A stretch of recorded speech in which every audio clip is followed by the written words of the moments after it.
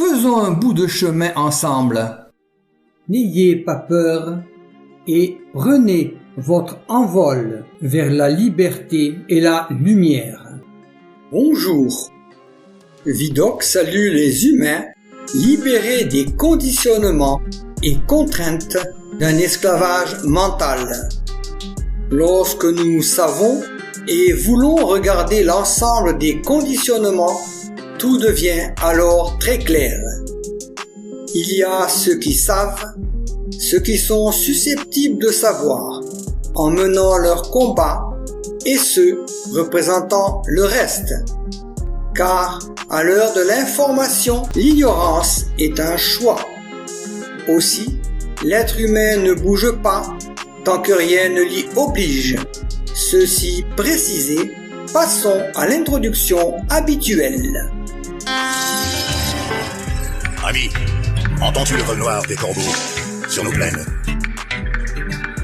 Ami, entends-tu les cris sourds du pays qu'on enchaîne?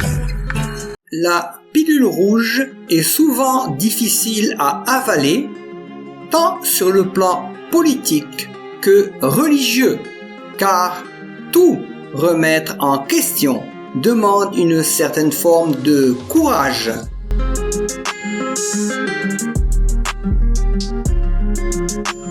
Prenez des notes, éventuellement, si vous n'êtes pas au courant. Donc, les croisades ont été déclenchées par l'invasion de Jérusalem par les troupes musulmanes. Donc les musulmans ont envahi Jérusalem et en réaction, effectivement, les rois chrétiens européens ont engagé les croisés et les croisades. Voilà, c'était une réaction. La Crimée d'ailleurs qui est russe, et il a eu tout à fait raison de le faire, soit dit en passant, Jérusalem a été envahie et les croisés se sont défendus, c'est tout. Prenez des notes, éventuellement, si vous n'êtes pas au courant. Il y a de plus en plus de gens qui se permettent, comme Clinton, qui a dit que l'Église catholique, en gros, devrait s'adapter ou disparaître. C'est digne des nazis pendant la guerre, d'entendre ce genre de phrase. Sans parler de Péillon, qui a dit que les cathos étaient responsables si les Français n'étaient pas libres. On croirait entendre Goebbels, en 1941. Voilà. Ceux qui sont manipulés à leur insu par la dictature, vous avez le droit et même le devoir d'essayer d'exister dans la vérité et par vous-même, sans écouter comme des moutons, comme des rebelles, des faux rebelles, des rebelles de panurge, sans vous plier, vous carpétiser devant la dictature actuelle. Voilà. Donc vous avez votre part de responsabilité. Donc vous avez votre part de responsabilité.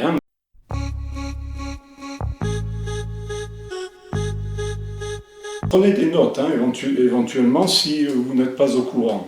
Alors, la Crimée fait partie de la Russie, et elle fait partie de la Russie depuis longtemps, en fait. Je rappelle que les Tataro-Mongols, qui sont les Turcs sont des Tataro-Mongols, les peuplades de nomades, s'étaient emparés de tout le pourtour, d'une partie du pourtour de la Méditerranée. Ils étaient remontés jusqu'au Balkan, ils sont allés même jusqu'à Vienne. Et donc, ils avaient conquis une bonne partie du pourtour de la Méditerranée.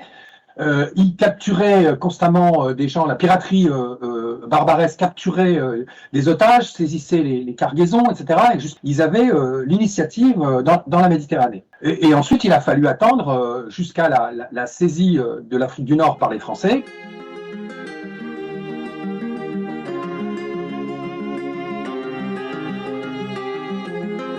Ensuite, il a fallu attendre jusqu'à la saisie de l'Afrique du Nord par les Français, c'est-à-dire la base arrière des pirates.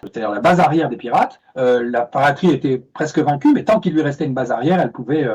Donc on est bien dans une problématique qui concernait toute l'Europe, ça concernait toute l'Europe, qui était donc cette agression venue de l'Empire ottoman. L'impératrice Catherine II, avec l'aide de son général, le général Grigori Potiomoukine, avait repris, et je dis bien repris, les rives nord de la mer Noire, c'est-à-dire donc le rivage sud de la Fédération de Russie sur la mer Noire. Et donc par le traité de Karnadji, elle avait obtenu donc que la Russie récupère donc la Crimée. Depuis cette époque, la Crimée est peuplée de Russes. De Russes, pas simplement des russophones, des Russes ethniques.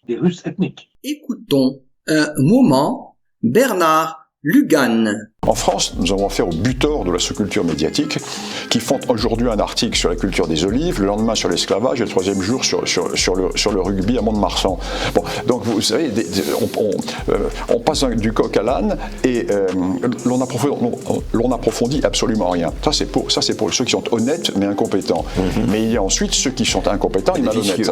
Donc dans les deux cas, la caste journalistique française est une caste qui abrutit complètement le public. Une lourde responsabilité dans la crétinisation de masse. Ah, et les enseignants, et l'enseignement.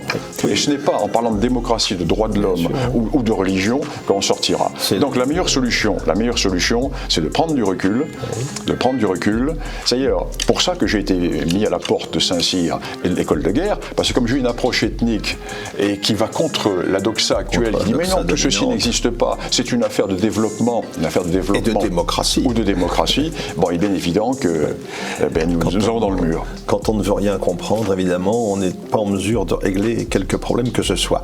La pilule rouge est souvent difficile à avaler, tant sur le plan politique que religieux, car tout remettre en question demande une certaine forme de courage.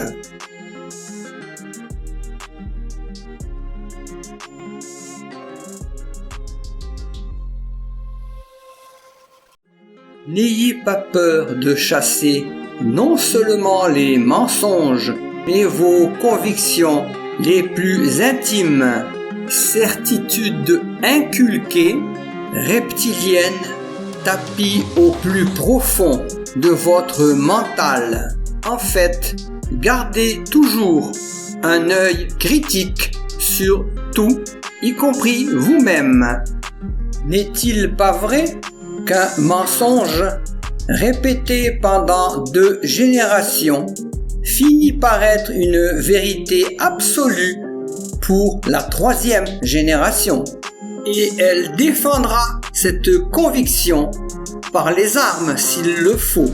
Et n'ayez pas peur d'être un loup solitaire et indépendant. Vidocq salue les humains libérés des conditionnements et contraintes d'un esclavage mental. Lorsque nous savons et voulons regarder l'ensemble des conditionnements, tout devient alors très clair.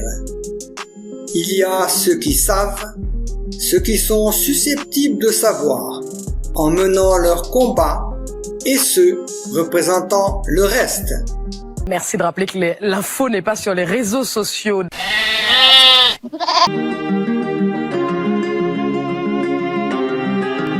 Pour ne rater aucun post-it, abonnez-vous. Est-il nécessaire de le dire? Mais surtout, il ne faut pas en rester là. Ne baissons pas les bras et réagissons. C'est nous qui brisons les barreaux des prisons pour nos frères.